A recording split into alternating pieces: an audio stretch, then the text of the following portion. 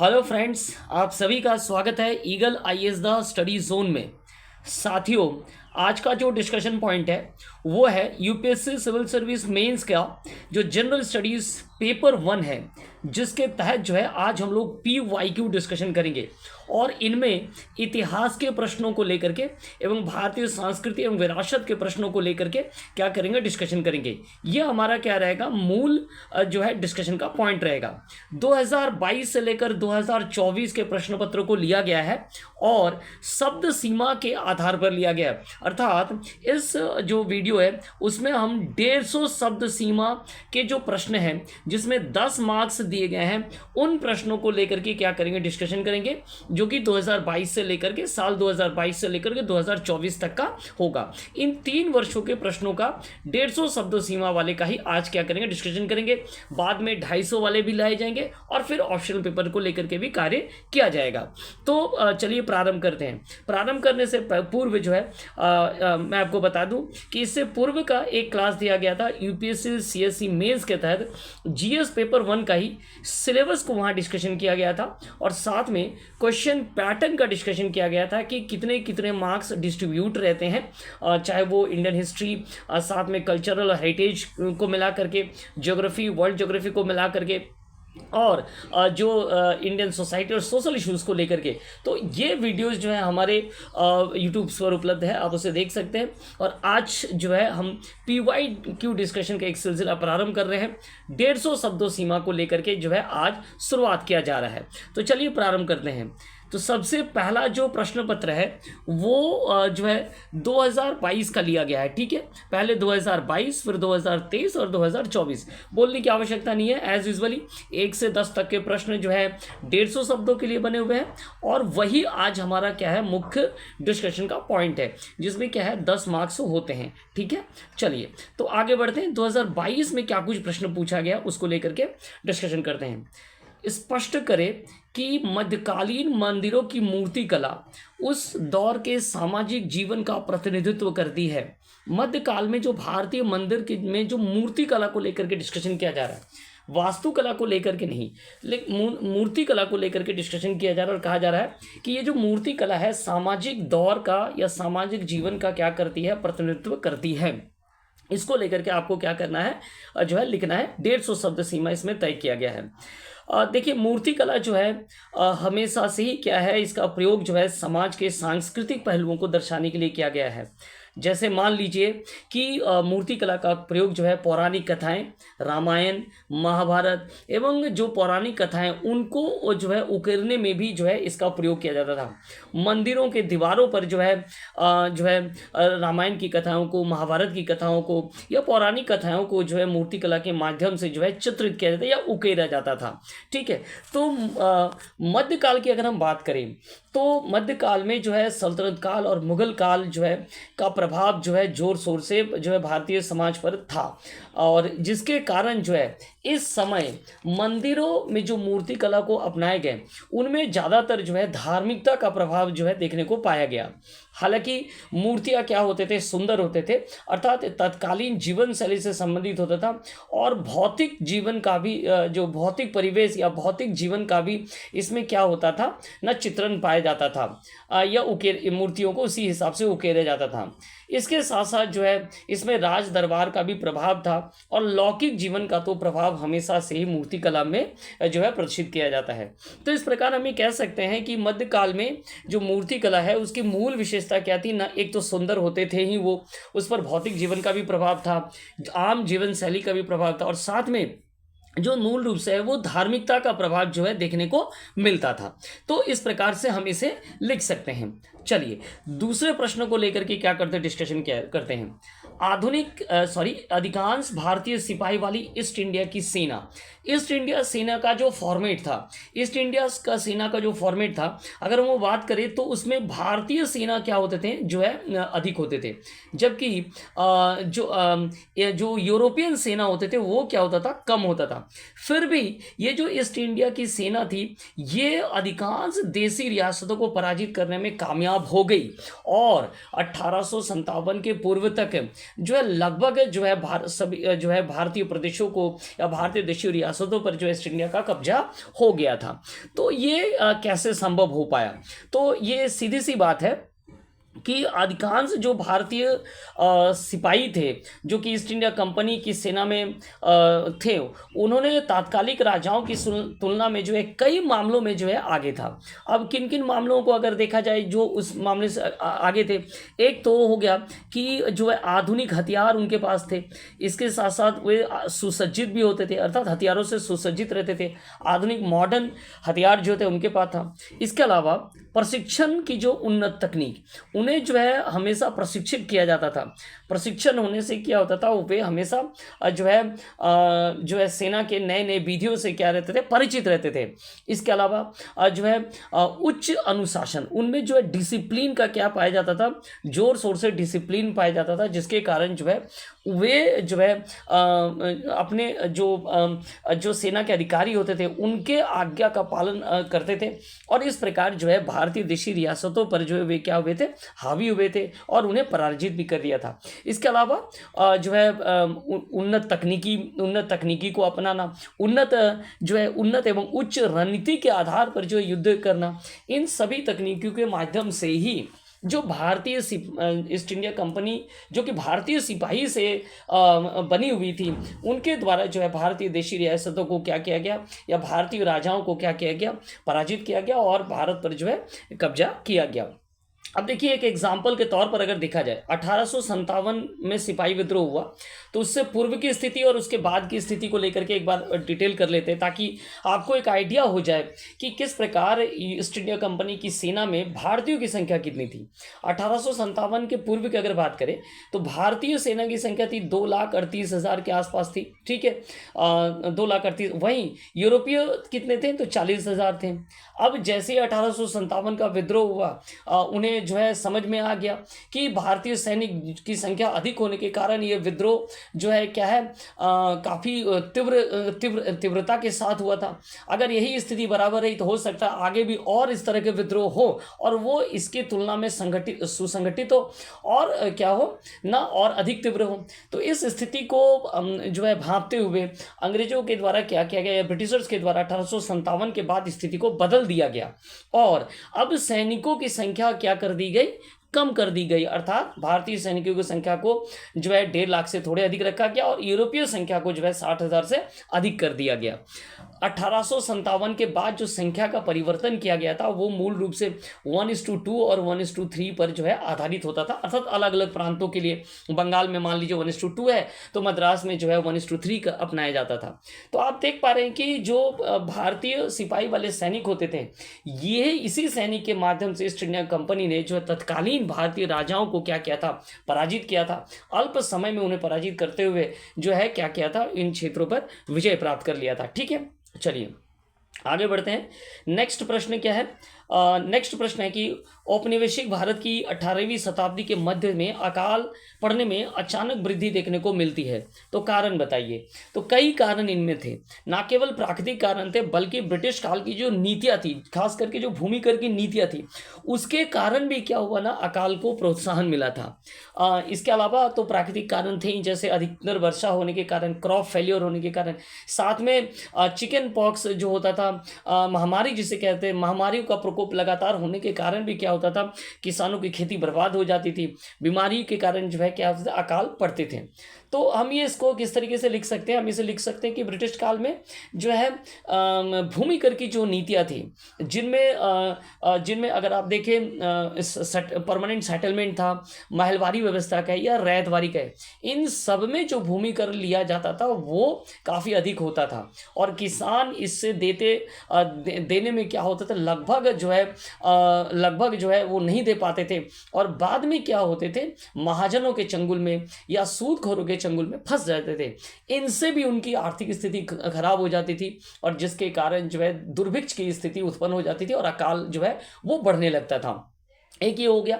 दूसरा, प्राकृतिक आपदा के अधिक वर्षा अगर हो गया, मान लीजिए सूखा पड़ गया, इसके कारण भी क्या हुआ था ना, अधिकांश जो है अकाल में वृद्धि हुआ, जिसके कारण जो है लोगों की जो आय है, किसानों की जो आय है वो कम हो गई, और वे जो है अपने जो है खाद्यान्न की चीज़ें कम खरीद पाए, जिसके कारण जो उन्हें अकाल का सामना करना पड़ा। इसी प्रकार का एक अकाल जो है बंगाल का अकाल था, जो 1770 में पड़ा था, और बहुत ही भयानक अकाल माना जाता है। ठीक है, तो ये औपनिवेशिक कारण में 18वीं शताब्दी के मध्य जो अकाल पड़ने के कारण है, उसको आप क्या कर सकते हैं, यहाँ 150 शब्दों में पॉइंट आउट कर सकते हैं।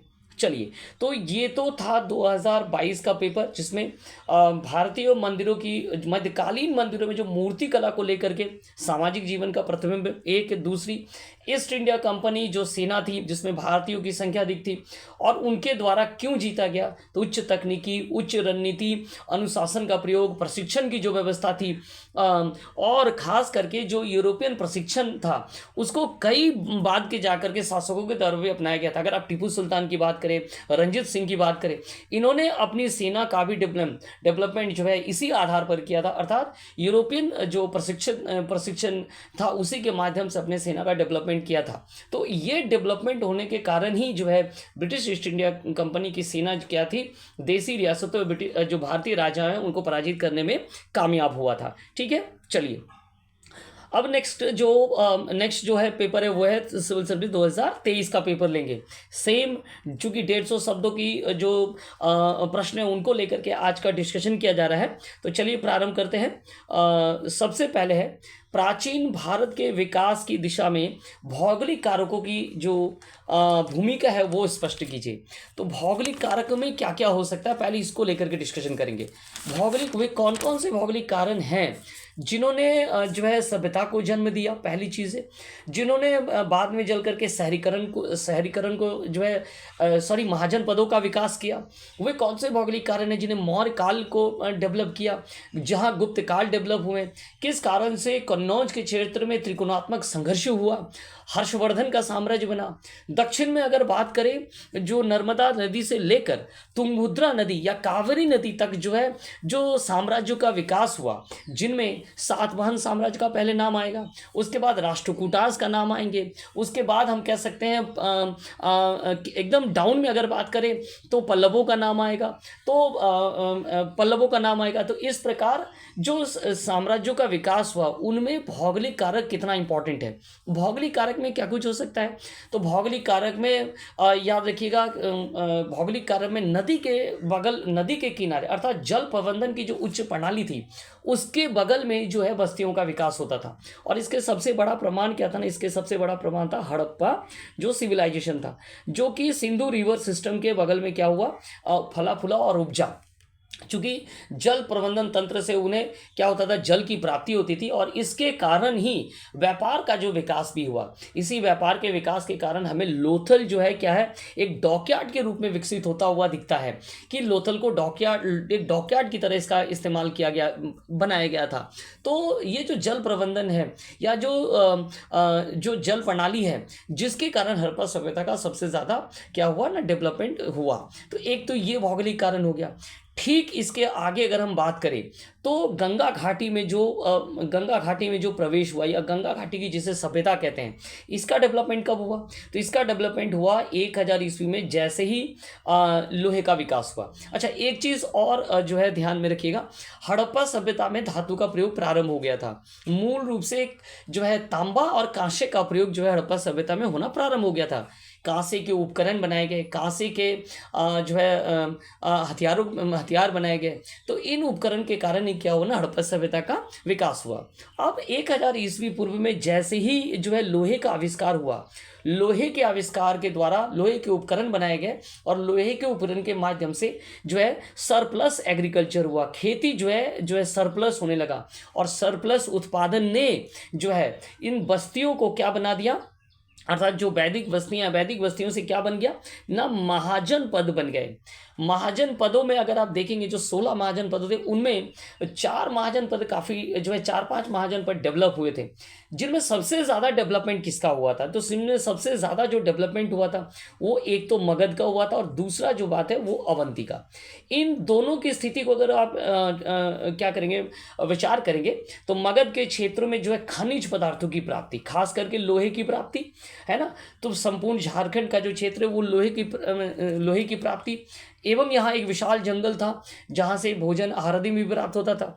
तो जो लोहे या खनिज की प्राप्ति होती थी उसके कारण मगध में शस्त्र के निर्माण में वृद्धि हुई, और इस कारण से मगध जो है एक महाजन पद से धीरे धीरे जो है क्या बोलेंगे ना, एक साम्राज्य की ओर विकसित होता चला गया, और बाद में यहीं पर मौर्य साम्राज्य जो है डेवलप हुआ। ठीक है, वहीं अवंती में भी ठीक इसी प्रकार से जो है एक तो उन्हें भी नदी का तंत्र प्राप्त था, और वहां भी लोहे का प्रयोग, लोहे के खान थे, जिसके कारण अवंती भी एक बड़ा क्या बन के उभरा, साम्राज्य बन करके उभरा, महाजन पद बन करके उभरा। ठीक है, तो ये तो था महाजन पदों के समय काल की बात हो गई।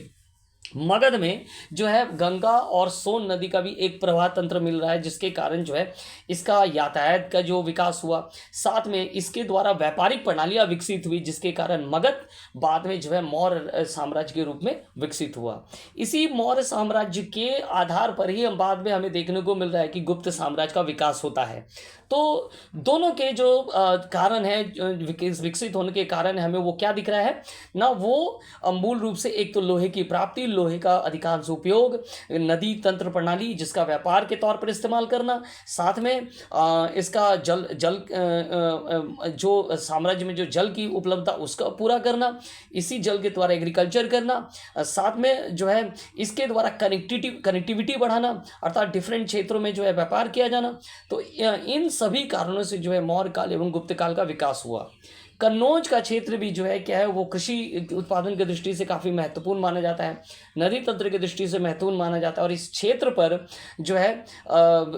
पर जो है कब्जा करने के लिए जो है त्रिकोणात्मक संघर्ष भी देखने को मिला, जहां पाल शासक और हर्षवर्धन शासक और इधर हो गए गुर्जर प्रतिहारों में क्या हो गया, युद्ध हुआ।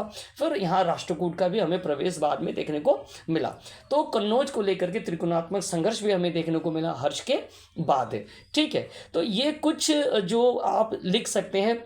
इसके अलावा नर्मदा नदी से लेकर तुंगभद्रा नदी के जो घाटी के निचली घाटी तक हम कह सकते हैं कि यहाँ कई साम्राज्यों का विकास हुआ, जिनमें जो है सातवाहन साम्राज्य देखे गए, उसके बाद राष्ट्रकूट साम्राज्य देखे गए, चालुक्य साम्राज्य बने, इन्हीं में से पल्लव साम्राज्य बने, इन्हीं में से हमें जो है इन्हीं में से हमें क्या देखने को मिलता है, चोल शासक बने।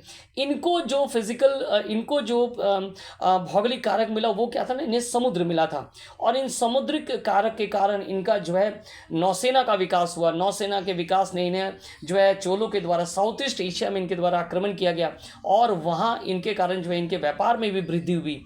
इन्हीं व्यापारिक महासमुद्र होने के कारण जो है अरबों का जो व्यापार जो है साउथ में ज़्यादा जो है प्रारंभ हुआ, अर्थात अरबियों का आगमन होना शुरू हुआ, और वे व्यापार पर जो है नियंत्रित करना प्रारंभ कर दिए। बाद में जो है पुर्तगालियों का आगमन हुआ, अर्थात यूरोपियंस का आगमन होना प्रारंभ हो गया।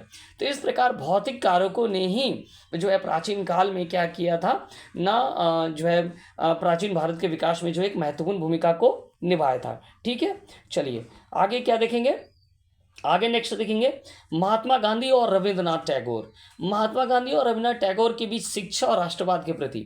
महात्मा गांधी की शिक्षा को लेकर के अगर बात करेंगे तो वो ग्रामीण भारत को मजबूत करना चाहते थे, खास करके बुनियादी और तामीली जो शिक्षा है उनको लेकर के वो ज़्यादा बल देते थे। वो ग्रामीण जो भारत को वो आत्मनिर्भर बनाना चाहते थे, ताकि वे अपने स्तर से क्या कर सके, कार्य कर सके, और स्वयं का जो रोजगार है, स्वरोजगार वो प्राप्त कर सके।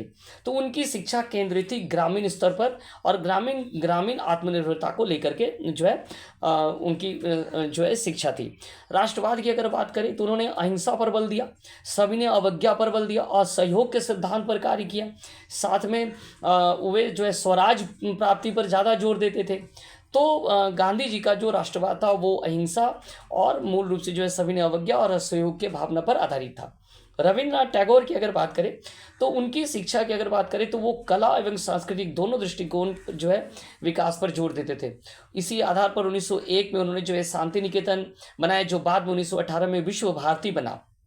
इसके अलावा वे कला, विज्ञान एवं जो है रचनात्मकता पर क्या ज़्यादा से ज़्यादा जोर देते थे। ठीक है, इसके अलावा अगर बात किया जाए कि उनके राष्ट्रवाद की, तो उनका राष्ट्रवाद क्या था ना, वे वैज्ञानिक और तर्कसंगत दृष्टिकोण पर बात करते थे। उन्होंने अमेरिका और यूरोप की यात्रा भी किया था, और जिस कारण से सांस्कृतिक एकता पर विश्वास करते थे। पूर्व और पश्चिम के मध्य जो है मध्य के रूप में जो वे भारत की कल्पना करते थे। तो ये था उनका राष्ट्रवाद, अर्थात सर्वधर्म को लेकर के उनका राष्ट्रवाद हमें देखने को मिलता है।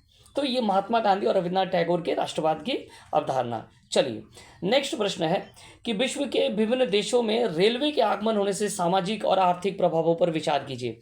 हम विश्व के विभिन्न देशों की क्यों बात करेंगे? अगर हम बात करेंगे कि 1853 के बाद भारत में जो रेलवे का डेवलपमेंट हुआ, उसके कारण क्या कुछ हुआ। रेलवे के डेवलपमेंट को अगर देखना है तो सबसे पहले हमें ये देखना होगा कि सबसे पहले तो साइंस और टेक्नोलॉजी और इंजीनियरिंग का जो डेवलपमेंट हमें रेलवे के विकास से हुए देखने को मिला। पहले क्या था, स्टीम इंजन था, उसके बाद कोयले आधारित डिब्बे बनाए गए, उसके बाद इसका विद्युतीकरण किया गया। तो विद्युतीकरण होने में जो इंजीनियरिंग का डेवलपमेंट हुआ, विज्ञान का डेवलपमेंट हुआ, और उस आधार पर जो है डब्बे बनाए गए, कोच फैक्ट्रियाँ बनाए गए, और फिर आप देख पा रहे हैं आज के ज़माने में जो है हाई स्पीड ट्रेन भी बन रहे हैं, बुलेट ट्रेन बन रहे हैं। तो ये क्या है ना, ये विज्ञान और तकनीकी का क्या है ना डेवलपमेंट हुआ। तो ये रेलवे के कारण ही हुआ। अब रेलवे के कारण इंडस्ट्रियलाइजेशन में वृद्धि हुई है ना, औद्योगिकरण को बल प्राप्त हुआ। कोयले को एक जगह से दूसरे जगह ले जाना, खनिज पदार्थों रॉ मटेरियल को एक जगह से दूसरे ले जाना जो है आज भी जो है रेलगाड़ी के द्वारा लिया जाता है, मालगाड़ी के डिब्बों में लिया जाता है, जिसके कारण क्या हुआ, इंडस्ट्रियलाइजेशन को क्या हुआ, बल प्राप्त हुआ। साथ में शहरीकरण जो है, अर्बनाइजेशन का जो है वृद्धि हुआ, ज्ञान और भावनाओं का आदान प्रदान हुआ, जिसके कारण सांस्कृतिक जो है क्या हुआ, मेल मिलाप हुए, और जो गाँव के लोग वे शहरी जीवन से परिचित हुए, और वे शहरों में जा करके जो है क्या लगे, शहरी जीवन से परिचित हुए, शहरों में वो पहुंचने लगे। तो इस प्रकार अर्बनाइजेशन में क्या हो गया था, वृद्धि होना प्रारंभ हो गया था। तो हम ये कह सकते हैं कि रेलवे के द्वारा जो है क्या है ना, सामाजिक आर्थिक प्रभाव हमेशा ही देखने को मिले हैं। ठीक है, चलिए अब देखेंगे कि नेक्स्ट जो है, ये तो 2023 का था। 2024 का जो प्रश्न पत्र है उसमें क्या कुछ पूछा गया है। यहाँ पूछा गया है ऋग्वेदिक से लेकर उत्तर वैदिक काल, तो ऋग्वेदिक से लेटर वैदिक पीरियड तक जो है, एक तो सोशल और आर्थिक, सामाजिक क्षेत्र में और आर्थिक क्षेत्र में जो परिवर्तन हुए, उन्हें क्या करना था, रेखांकित करना है। तो चलिए सामाजिक क्षेत्र की अगर बात करें, सबसे पहले बात करेंगे कि सामाजिक परिवर्तन क्या कुछ देखने को मिला। तो सोशल जो चेंजेस आए, ऋग्वेदिक काल का समाज क्या था। ऋग्वेदिक काल का समाज भी पैतृक था और लेटर वैदिक पीरियड का भी था, लेकिन जो ऋग्वेदिक काल का समाज था वो वर्ण व्यवस्था पर आधारित नहीं था, अर्थात वर्ण व्यवस्था से रहित था। सभी को समान रूप से सामाजिक प्रतिष्ठा प्राप्त थी, सभी को अपने व्यवसाय चुनने का क्या था, स्वतंत्रता था। ऋग्वेद में वर्ण शब्द का प्रयोग जो है रंग के लिए होता था एवं व्यवसायी चयन के आधार पर होता था। जैसे मान लीजिए कि आर्यों के लिए, आर्यों को क्या कहता, गौर वर्ण कहा जाता था, और जो है दासों के लिए क्या था ना, कृष्ण वर्ण कहा जाता था। इसके अलावा ऋग्वेदिक काल में जो समाज में स्त्रियों की स्थिति क्या थी, काफ़ी अच्छी थी। इनमें काफ़ी शिक्षित स्त्रियां, जैसे घोषा, लोपा, मुद्रा, विश्वेश्वरा का नाम प्राप्त होता है, जिनके द्वारा जो है मंत्रों की रचनाएं भी की गई थी। हालांकि इन्हें जो है कुछ अधिकार प्राप्त नहीं थे, जैसे जो है इन्हें जो है राजनीति में अधिकार नहीं था, इसके अलावा संपत्ति का अधिकार नहीं थे, लेकिन शेष सभी अधिकार, चाहे वो धार्मिक हो, सामाजिक हो, उन सभी में भाग लेने का अधिकार जो है इनके पुरुषों के समान ही थे। तो ये तो था ऋग्वेदिक पीरियड। अब अगर बात करें लेटर वैदिक पीरियड में, तो लेटर वैदिक पीरियड की सबसे बड़ा परिवर्तन जो देखने को मिला था वो था वर्ण व्यवस्था में। वर्ण व्यवस्था इतना कठोर हो गया कि वो अब धीरे धीरे जाति में बदलना प्रारंभ हो गया। ब्राह्मण, क्षत्रिय, वैश्य एवं शूद्र के रूप में जो है 4 जाति स्पष्ट रूप से देखने को मिलने लगा। उनके कर्तव्य और अधिकार जो है क्या किए गए ना, सुनिश्चित कर दिए गए।